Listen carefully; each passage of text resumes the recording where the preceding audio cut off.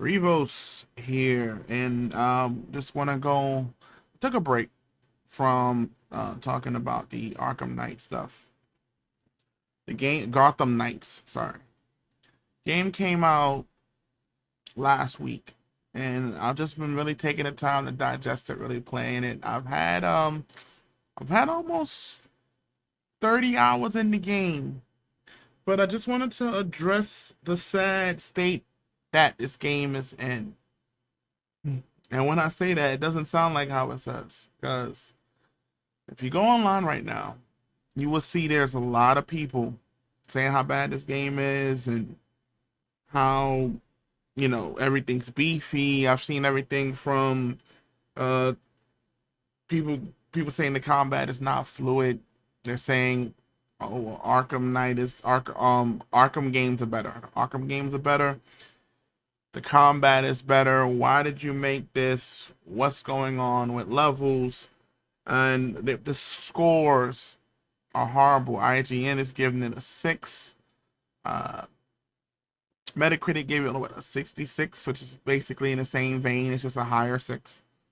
And any way you look, this game is getting bashed. Saying it might be the worst game of the year. No, come on, really. But I think this game is okay. The game is, I would give right now a 6, maybe a 7, right? And I've even seen people say that all characters play the same.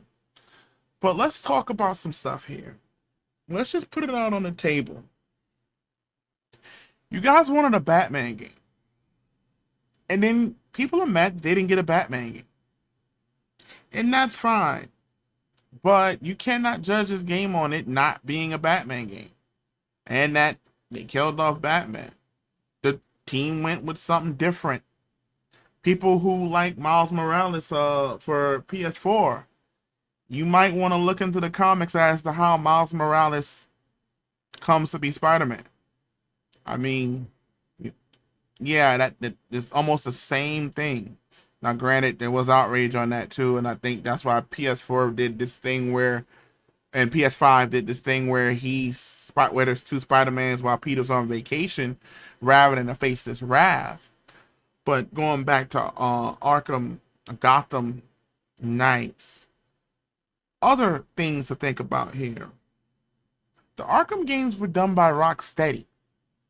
And Rocksteady explicitly said they were done doing Batman games. That basically they spent over a decade doing them. They did not want to do them no more. For those who know better and saying, oh, well, WB Montreal did Arkham Origins. Yes, they did. They also did Arkham Origins with access to the scraps of the framework and the game designs from Rocksteady. So they took that, mingled a little bit, mingled and mashed a little bit, put a little bit of their stuff in there. But if you look at that game, it still kind of plays like Arkham, doesn't it? Because, well, they got a little bit of the rights to use that stuff from Rocksteady. Now, there's people talking about it's the spongy, all the characters play the same, the combat is horrible. Look, I hate to tell you this. One, this game is an RPG. There is, and I think they noticed, there's this mask over people's brains. There are certain things they do not want as an RPG. The Division went through this. People didn't like playing the Division because, oh, it's bullet spongy. I'm sorry if I shoot you in the head 2 or 3 times, you should not be alive. And, oh, you got to empty a clip of somebody that's not realistic. I'm sorry, you're playing a game. There's a lot of games, including Modern Warfare, Call of Duty, sorry. Well, no, the most recent Modern Warfare has a revive, where you can revive somebody just by patting them on the shoulder. That's not realistic. You can't shoot somebody up and then you just, hey bro, get up. We down by 20 kills. It's an RPG. Anytime you see a game got life bars, has levels, has where you're crafting gear, and it has status effects, it's an RPG. When you hear something like single target, tanks, and assassins, or bruise or ranged character, it's an RPG. When you boot up the game at the very first thing where they're standing together and it's panning through them, you see it's listing their specializations because it's an RPG, and they shied away from it, and so people are judging it like it's Arkham, and it's not. This is an RPG. This is honestly, it's Avengers, which brings me to my next point. It is extremely obvious this game was being made around the time of Avengers, and when they saw how bad Avengers did, they said, "Uh-oh, let's not do that." However, all of it's baked in their game. Anything from the graphics, the crafting, the um, yeah, the crafting, how you look when you get the mods, and how you slot them, and how it looks in your inventory. It screams Avengers, but they shied away from it, and I believe that's the reason why this looks like it was going to be a live service game. They canceled it, didn't want to make a server for it, so now when you play the game, your system has to hold up the whole game that was probably designed for a server to be run on a client, but now your system and whoever you're playing with have to hold it up. uh, and Also, about all of the characters playing the same, they don't. If you if you want to be honest, in the Arkham games, from what I played, when they had special characters, they did 2 or 3 moves, but they played almost pretty much the same. This game, if you do not learn how to play with the character you are playing with, you're going to get waxed. Red Hood, if you just play him like he's Nightwing, you're going to die lots. Also, they have very distinct trees. Robin is more of the stealth character. I believe if you look at they health pools, they have different health ranges because it's an RPG. So if you go in with that mindset, and if you can, I know we are in comparison. We're comparing.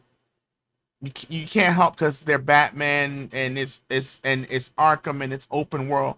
You can't do that because once you realize it's a RPG, you can't. You would never compare Elden Ring to God of War that's about to drop, even if they're both great, because you can't. One is an open world RPG, and the other one is a single player action game. You cannot keep comparing this game to that game just because they're two different genres. Now they've chosen to go as far as the fighting goes. They've chosen to go with a more pause based or timing system where you time your attacks are stronger if you time or if you dodge and get a perfect attack, which does double and triple damage. So I've seen people play this game, and they're playing this game as if it's Gotham, and they're wondering why nobody's dying because they're not landing timed attacks, they're not doing perfect attacks, they're not playing the game how it shows you to play it. People have complained that it plays like a mobile game because it has a tutorial.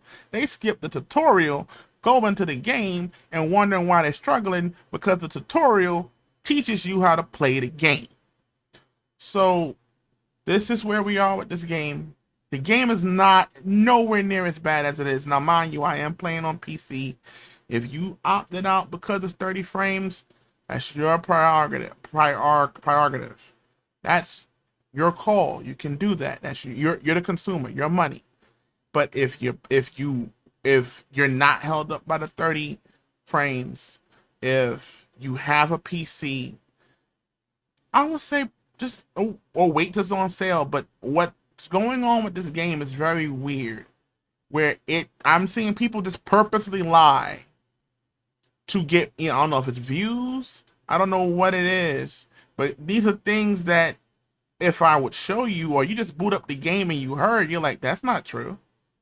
Like, there's a weird dog pile effect that's going on with this game, and it's just, I don't know. I don't know why would they want to do that or push that, because it's fun to hate on this game because everybody wanted an Arkham game.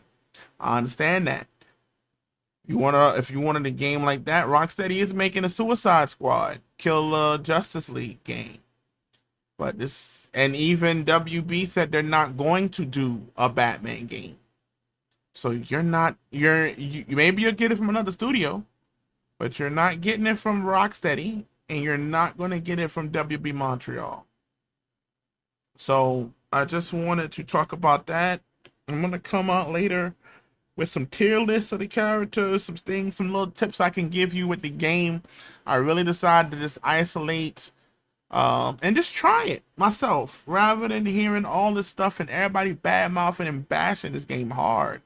And it's not as bad as like I said, right now, I would say I'm not too far from what IGN and them would say. It's like a 7 for me. It's like a 7. Metacritic gave it a 66. I'm 0.4 higher. 7 is not a bad game. It's very good, but it does crash. They recently did a patch. It does crash a lot. It does have a lot of issues. It does they do very well developed stories, and then some stories just fall completely flat. But the story is very intense. And there's some more pieces here that it's just not playing too well. The open world is very good. As far as you can literally have it to where you're going into the depths and the bowels of stuff. The streets are not as robust with people. It's not filled with AI to give it lived in, but the areas that you can interact in, how you can go really deep in areas that you just think is a regular building, it's a high rise, and then you go into a vent and it is new. It is very dense. It's a dense open world, and I feel like they might have reduced the people to try to ease up on all the other crap they got baked in when they were trying to make a live service game, and that's not taking them off the hook. But that's also why I think the bike. I don't even want to talk about riding the bike, and I don't want to talk about the menu. I said 7 for a reason. But I love the game. I like playing it. My favorite character. I ain't gonna even go into that. I gotta make a video about that with the tier list. But man, I just had to come out and say my piece on this. If you are playing the game, let me know what's your favorite character down below. Let me know what you think about this. I will look over and give you my respond to anything written. But this is Revos, and I'm out.